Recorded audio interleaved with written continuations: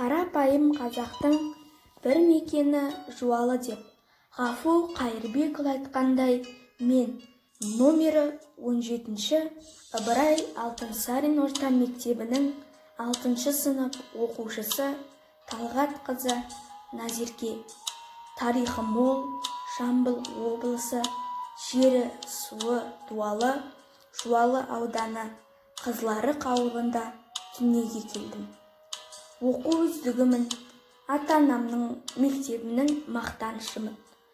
Биыл қазақтың ұлы ақыны, философ, ағартушы, лирик ақын, қазақтың реалистік жазба әдебиетінің негізін қалаушы Абай Құнанбайұлының туылғанына 175 жыл толып отыр. Тіл білімінің атасы Ахмет Байтұрсынов айтқандай, қазақтың бас ақыны Абай Құнанбайұлы қазіргі Шығыс Қазақстан облысы Абай ауданында дүниеге келген. Семей қаласындағы әкесі 10 жасында Ахмет Ризаның медресесіне оқуға береді. Ол бос уақытында шығыстың ұлы ғұламалары Низами, Сағди, Қожа Хафиз, Науаи, Физули, Фирдауси шығармаларын өз бетімен оқиды. Абай медреседе небәрі 3 жыл оқып, араб, парсы, шағайтай тілдерін жетік біліп, шығыс ақындарының шығармаларымен танысуға өте зор мүмкіндік алады. Үміт артқан балаларының ішінде Құнанбай Абайды Приходская школаға түсіріп, орысшада оқытады. Бірақ мұндағы оқу ұзаққа бармайды.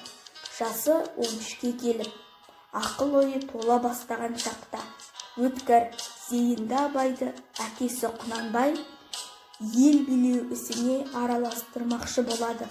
Сол мақсатта оны оқуынан туған еліне алып қайтады. Осылайша Абай әкесінің жұмсауымен ел арасындағы түрлі мәселелерге араласып, оның шешімін айтып отырады.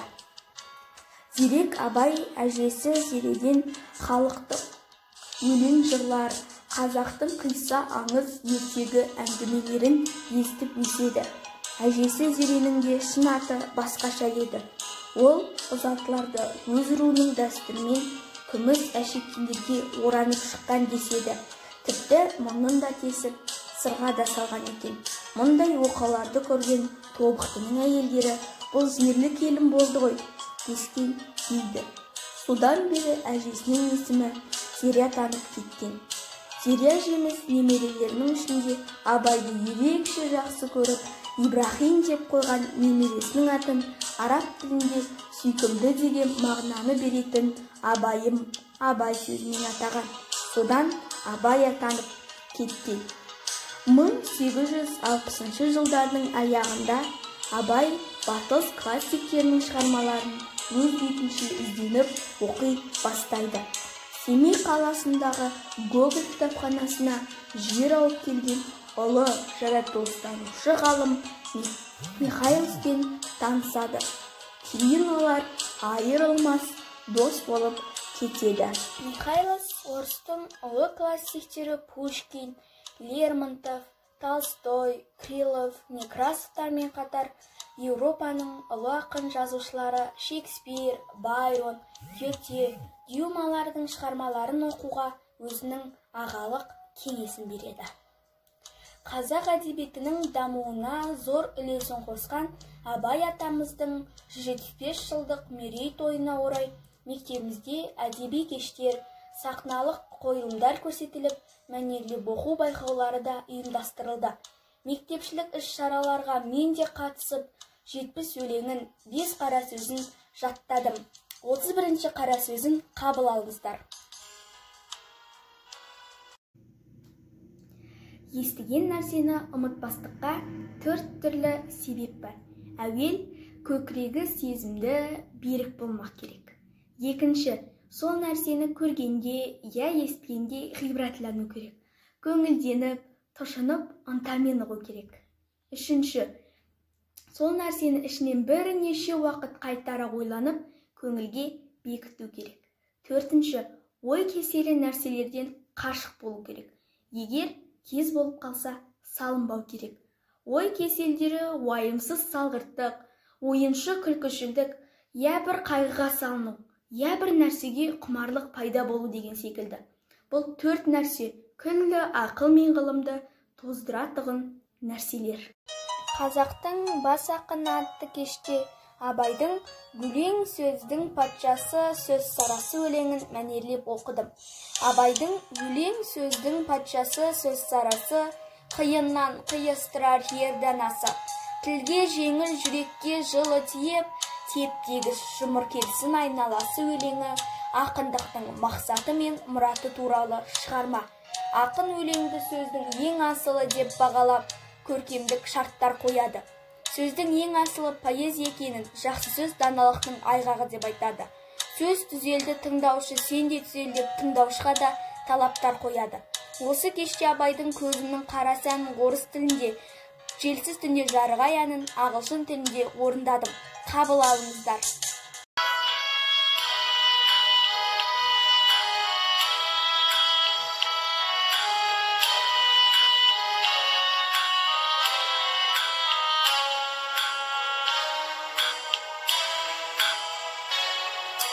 In the silent meadows night, on the waters the moonbeams well, in the good even shower, tumultum soares serife, in the good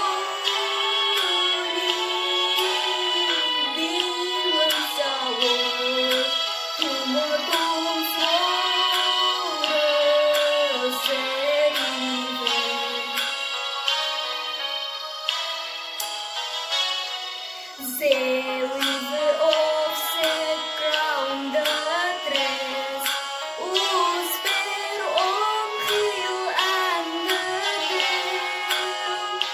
They yours fire sleeping beneath, shimmering around figure. They yours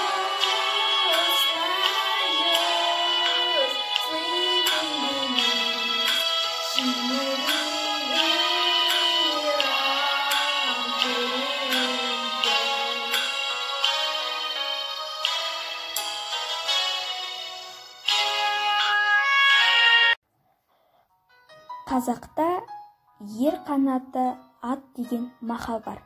Мен де ат жануарын өте қатты жақсы көремін. Абай атамыздың өлеңдерінің ішінде де атқа арналған аттың сыны атты өлең бар. Шоқпардай кекілі бар қамыс құлақ, қой мойынды қоян жақ бөкен қабақ, ауыз омыртқа шығыңқы майда жалды, ой желке үңірейген болса сағақ, теке мұрын салпы ерін ұзын тісті, қабырғалы жотас болса күшті, ойынды еті бөп-бөлек омыраулы, тояттаған бүркіттей салқы төсті, жуан тақыр бақайлы жұмыртыяқ, шынтағы қабырғадан тұрса аулақ, жер соғарлы сіңірлі аяғы тік, жауырыны етсіз жалпақ таяқ-таяқ. Өлсе өлер табиғат, адам өлмес. Өлсе өлер табиғат, адам өлмес. Ол бірақ қайта келіп ойнап күлмес. Менімен меніңкінің айырылғанын, өлді деп ат қойыпты өңкей білмес. Көп адам дүниеге бой алдырған, бой алдырып аяғын көп шалдырған. Өлді деуге сияма ойлаңдаршы, өлмей тұғын артынан сөз қалдырған.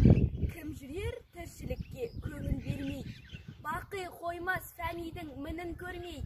Міні қайда екенін біле алмассың, терең ойдың телміріп соңын ермей. Дүниеге дос ақиретке бірдей болмас, екеуі тап бірдей боп орны қалмас. Дүниеге ынтық мәғішарға амалсыздың, неманын түгел деуге аузым бармас. Сіздерді қазақ поэзиясының күн шуақты асқар биігі Абай Құнанбайұлының 175 жылдық мерейтойымен шын жүректен құттықтаймын.